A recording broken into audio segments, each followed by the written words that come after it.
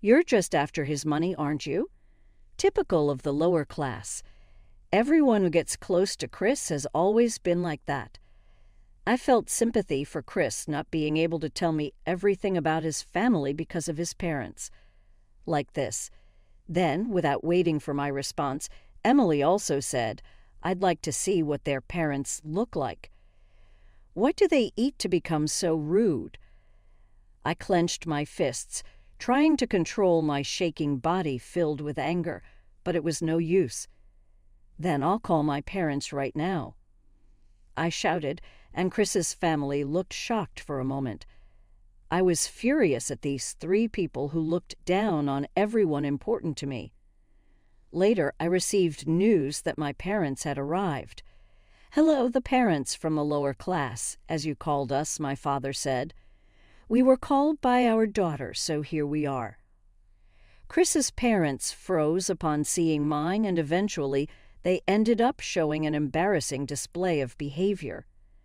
My name is Anna Turner, a 40-year-old working from home. I used to be a designer at a company, but now I am a freelance designer. I met Chris, my fiancé, who was 7 years younger than me, through work. After becoming a freelancer at first, it was just a professional relationship. Even when we went out for drinks for business, nothing significant happened. But as we spent more time together, we gradually developed a liking for each other. Our relationship evolved from professional to friendly, and eventually we started dating about a year after we met. Half a year later, since we were dating with the intention of marrying and considering our ages, me being 40 and Chris being 33, we decided to move in together and got engaged. I had doubts about our relationship because of my age and thought about breaking up. But every time Chris reassured me, saying, "I want to marry you because I love you, Anna, not because of your age." Our marriage wasn't about age. I felt that it wasn't a decision made lightly. Chris cared for me deeply, and during our time living together, we had constructive conflicts that helped us understand each other better. 2 months after moving in together, we thought it was time to start visiting our parents to discuss our marriage. First, we planned to visit my parents' house. Chris, usually casual, dressed up in a new suit for the occasion. How should I greet Anna's parents? Is my hair okay? Does my suit look all right? I knew my parents wouldn't judge him by his appearance, but I didn't want to dampen his spirit since he prepared so much for them. "Don't worry, you look great, and you're always charming," I told Chris. He blushed at my words. I never imagined marrying someone 7 years younger than me. Holding hands with Chris, we walked towards the house. My parents welcomed Chris warmly, sensing his discomfort in the suit. They said, "Next time, come in casual clothes, and we'll go for some good ramen noodles." Chris blushed at their invitation, but what made me happiest was hearing him say how nice my parents were. As we were leaving, however, our happy mood was soon disrupted by an unexpected encounter. While stopping at a supermarket, a woman we didn't know rushed over, exclaiming, "Oh, Chris!" She looked about my age. Chris, though clearly uncomfortable, responded to her, and for a moment I suspected infidelity. But that wasn't the case. It turned out she was Chris's sister, Emily. Emily, who had lived far away after getting married recently, got divorced and had just returned to her parents' home. Laughing as she told us, Emily was inappropriately close to Chris. Chris kept saying, "Stop it. We're not kids anymore. It's embarrassing in public, and besides, we're 33 and 41 now." But she didn't care. Then, Emily finally noticed me standing out of the conversation and gave me a look over that felt like a judgment. It was extremely uncomfortable, as if I was being appraised. "What? This woman? She looks about my age. Is she your girlfriend?" "Oh, I can't believe someone like her could become part of our family," she said, laughing disdainfully. I was infuriated by her words and couldn't help but retort, "It's rude to say something like that when we've just met, don't you think?" Sparks flew between me and Emily.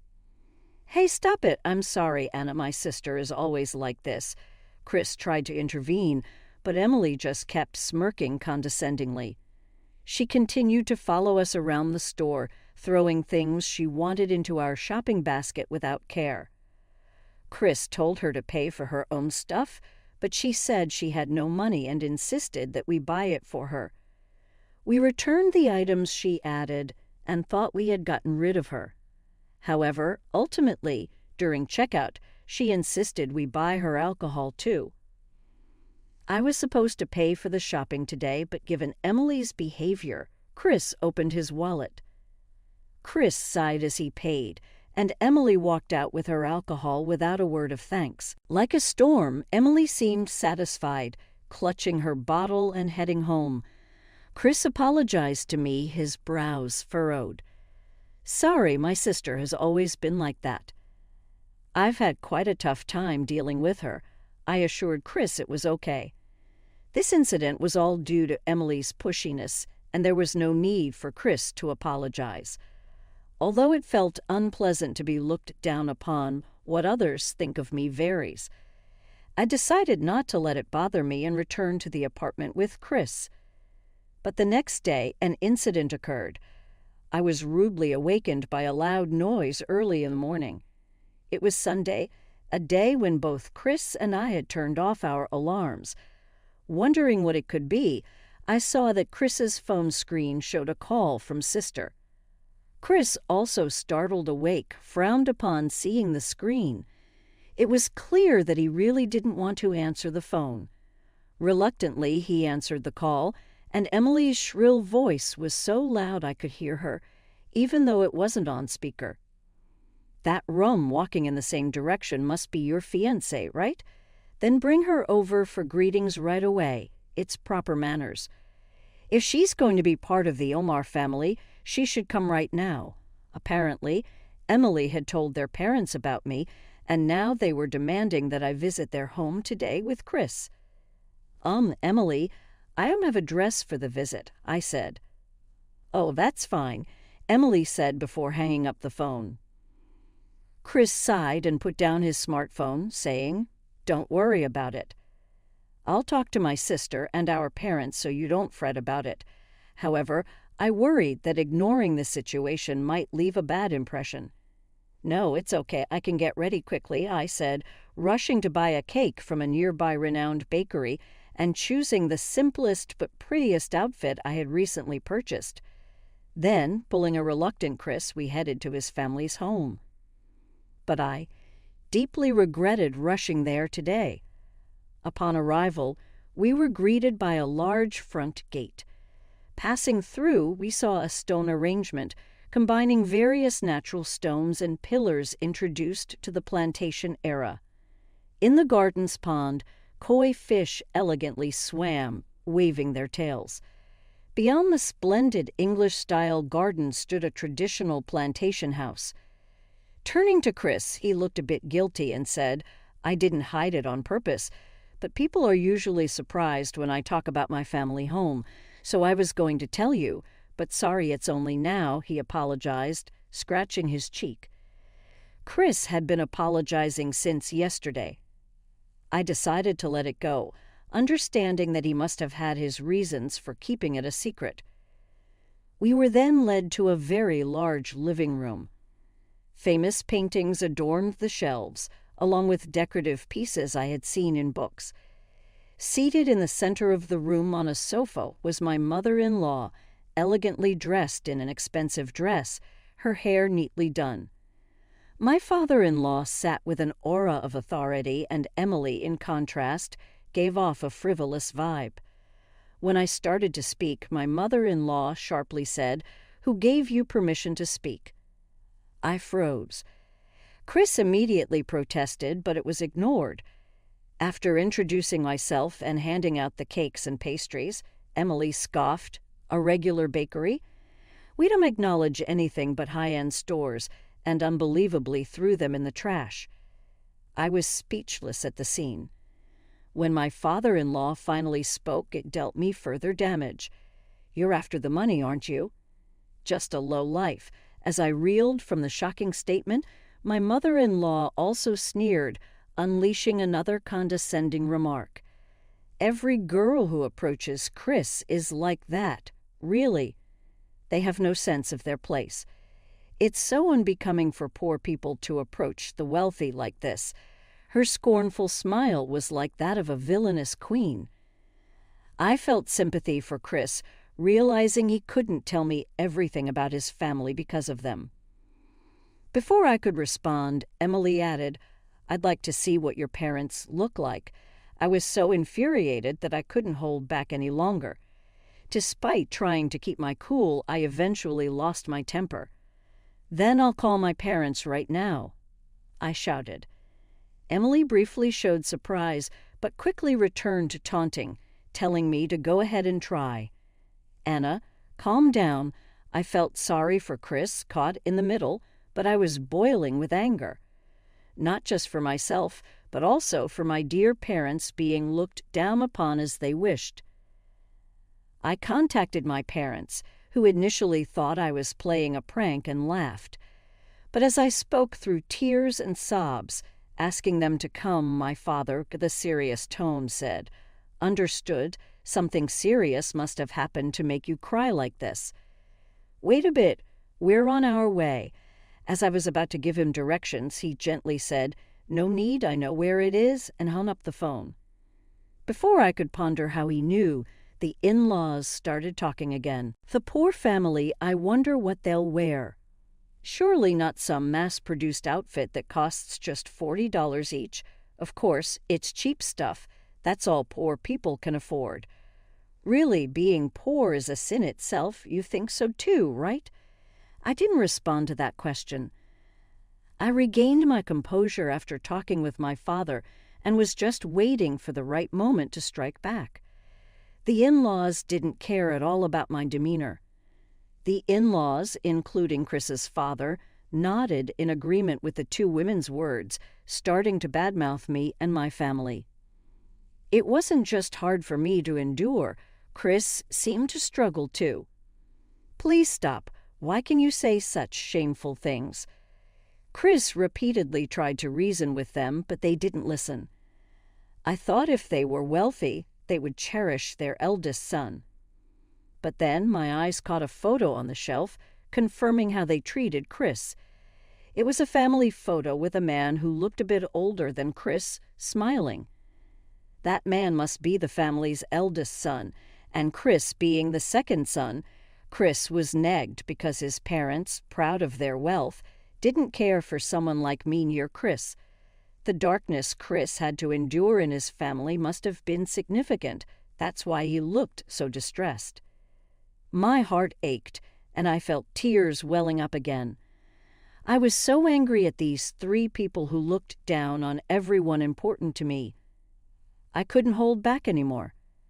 Soon after, a servant came in to report that my parents had arrived, and then the three of them were taken aback by the sight of my parents. Ultimately, ending up in an embarrassing display just minutes later, my parents were ushered into the room. In unison, they said, with big smiles, "Hello, we're the so-called lower-class parents. The poor family, I wonder what they'll wear. Surely not some mass-produced outfit that costs just $40 each. Of course, it's cheap stuff. That's all poor people can afford. Really, being poor is a sin itself. You think so too, right?" I didn't respond to that question. I regained my composure after talking with my father and was just waiting for the right moment to strike back. The in-laws didn't care at all about my demeanor. The in-laws, including Chris's father, nodded in agreement with the two women's words, starting to badmouth me and my family. It wasn't just hard for me to endure. Chris seemed to struggle too. "Please stop. Why can you say such shameful things?" Chris repeatedly tried to reason with them, but they didn't listen. I thought if they were wealthy, they would cherish their eldest son. But then my eyes caught a photo on the shelf, confirming how they treated Chris. It was a family photo with a man who looked a bit older than Chris, smiling. That man must be the family's eldest son, and Chris being the second son, Chris was negged because his parents, proud of their wealth, didn't care for someone like me near Chris. The darkness Chris had to endure in his family must have been significant. That's why he looked so distressed. My heart ached, and I felt tears welling up again. I was so angry at these three people who looked down on everyone important to me. I couldn't hold back anymore. Soon after, a servant came in to report that my parents had arrived, and then the three of them were taken aback by the sight of my parents. Ultimately, ending up in an embarrassing display just minutes later, my parents were ushered into the room. In unison, they said, with big smiles, "Hello, we're the so-called lower-class parents. We've been called by our daughter, so here we are." Their appearance was far from what one would call lower class. They were dressed impressively. The in-laws froze upon seeing my parents, and they eventually made a disgraceful scene. My father wore a clearly expensive suit, and my mother donned a formal dress with a refined silhouette. While I was somewhat reassured by their appearance and the effort they made to get here so quickly, the bewildered in-laws exchanged glances, saying, "What? Wait, what's going on here? These two can't be serious. They always dress like this, that's something else." Surprised by the sight, Emily and the in-laws, who had been talkative until now, were at a loss for words. Chris's father, trying to save face, made comments, but was clearly shaken. Meanwhile, my parents were all smiles, but their eyes weren't laughing. They seemed calm, yet their anger was palpable. Seeing my parents in this state, I decided to ask them pointedly, "Was there some kind of gathering today?"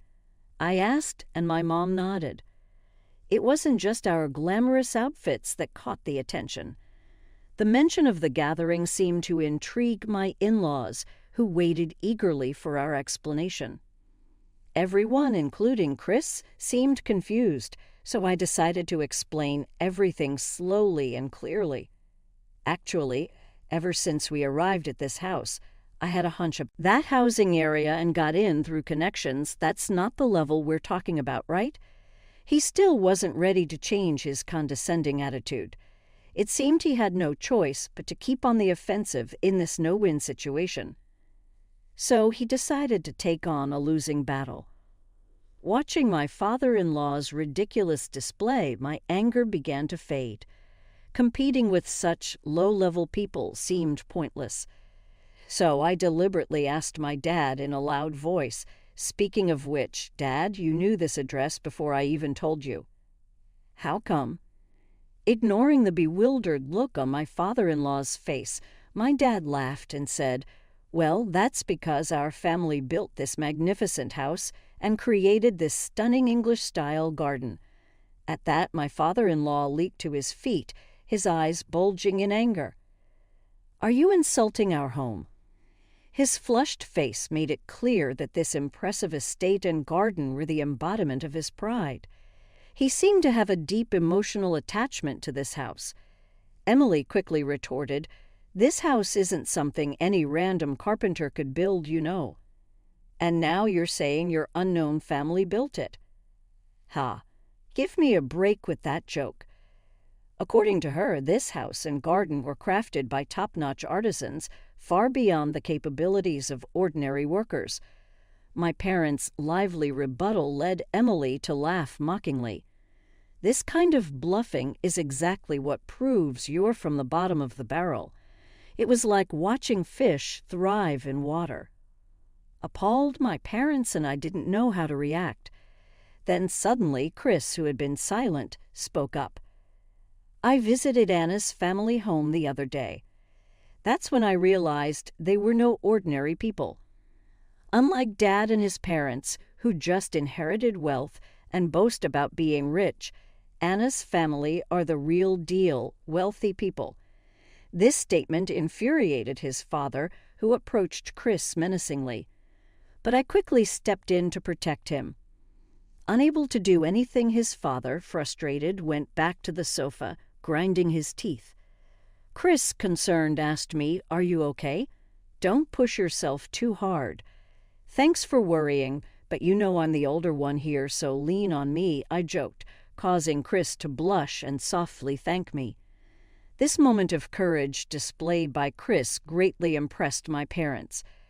Her mother, who had been silently observing, initiated the conversation. "I'm glad to see the koi we raised are swimming so energetically. Is that kind old gardener taking care of them?" Emily and Chris's mother were dumbfounded by this comment. Chris's father, trying to maintain his pride, scoffed. "Those koi were purchased from a renowned koi farm in Japan, introduced to us by the craftsman who built this place. So I have no recollection of receiving them from you," he trailed off. As my mother presented her business card, leaving him speechless, his wife and Emily inquired what was going on. Chris's father, stammering, answered, "The owner of the koi farm." His face was pale. My mother casually replied, "Our family has been running a 100-year-old koi farm, along with an apparel brand and other businesses related to weddings and funerals. My father joined in, 'We've been carpenters for generations. My wife's family and ours have been close, which is how we met. By the way, you mentioned earlier that the famous koi farm was introduced by the craftsman who built this place, right? That would mean you already know that our family built this house and garden. We also have expertise in traditional European architecture and garden design. Our master, the previous generation, was the one who built this house and garden." It was as if the two of them started talking in a casual, light-hearted manner, almost like they were just making small talk. Chris's family was stunned by them. Chris, sighing, continued, "When I visited Anna's home, I sensed an indescribable aura from her parents.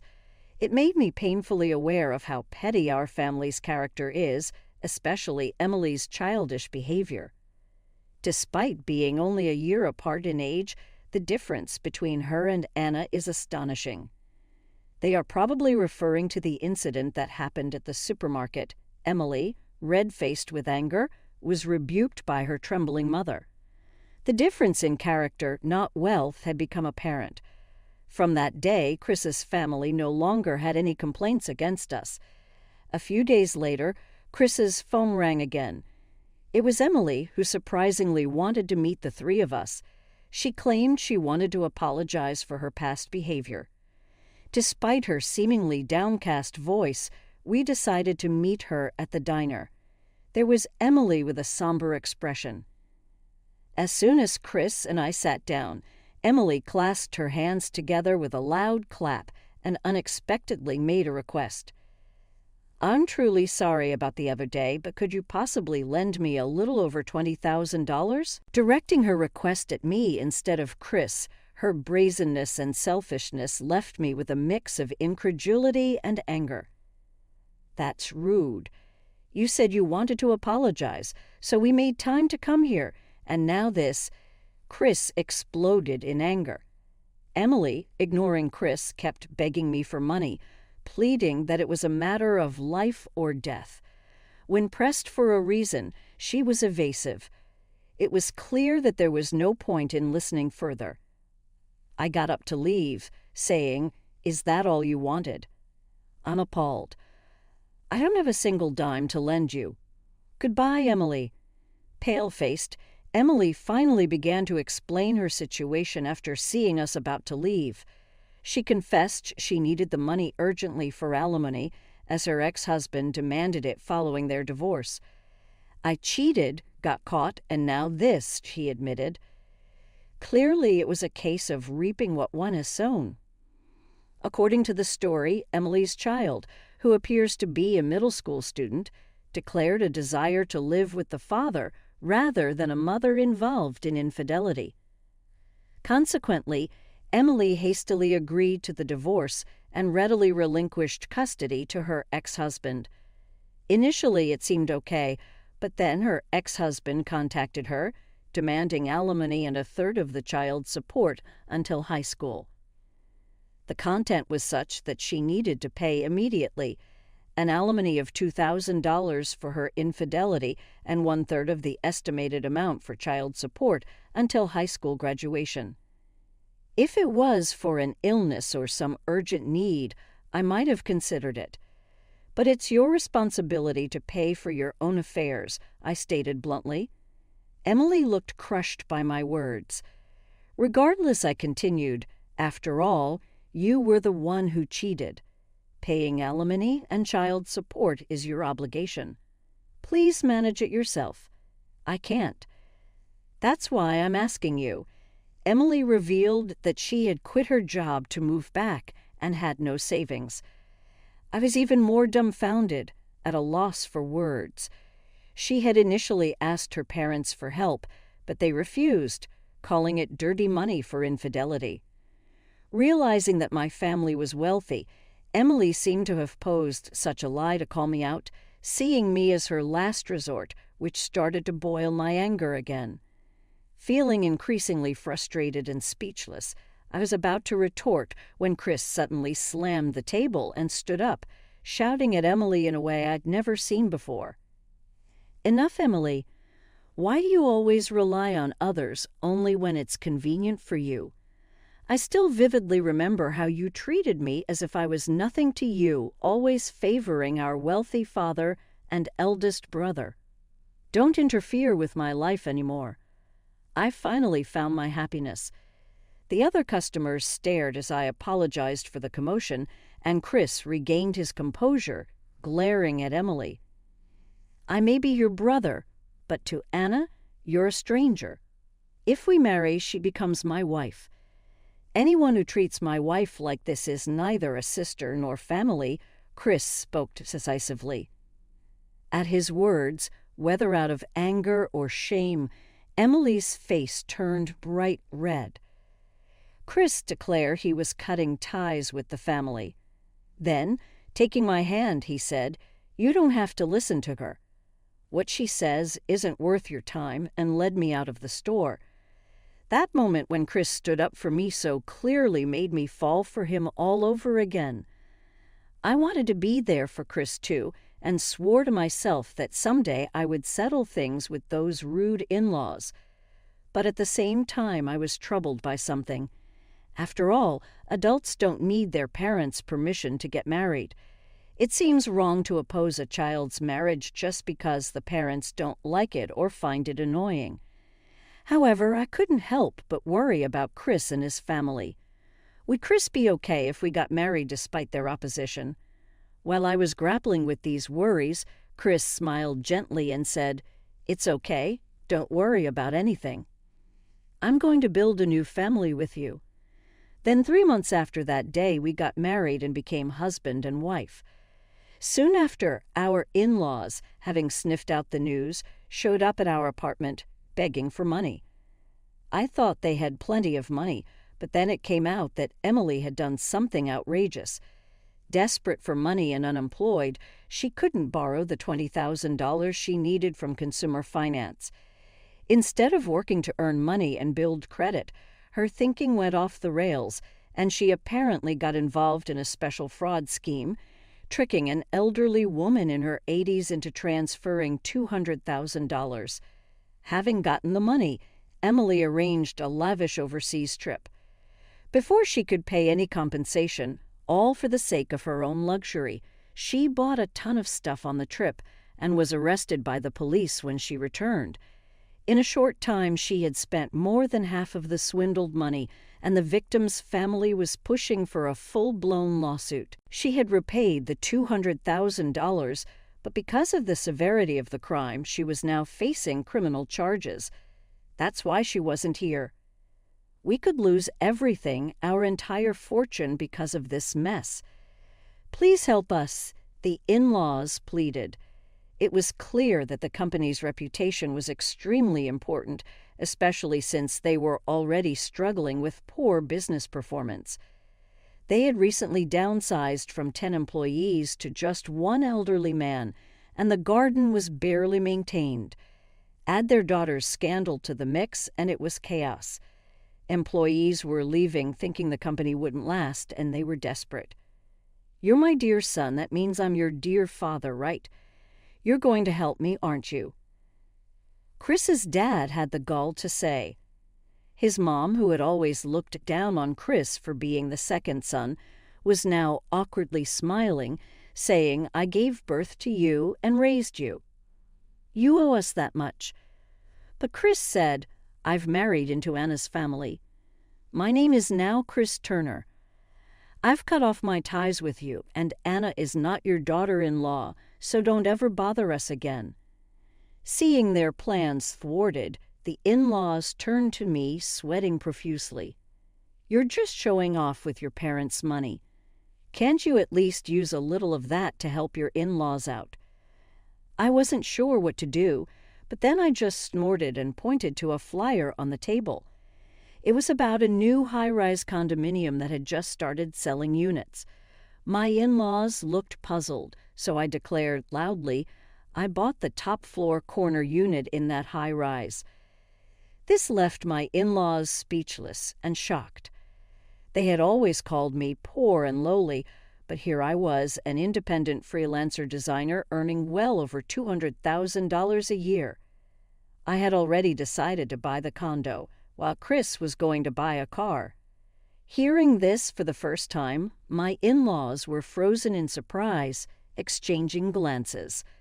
People who really have money don't brag about it. That's just tacky. At that, my in-laws just collapsed on the spot, faces twisted in frustration. Finally settling matters with our adversaries, I looked at Chris with a feeling of refreshing closure.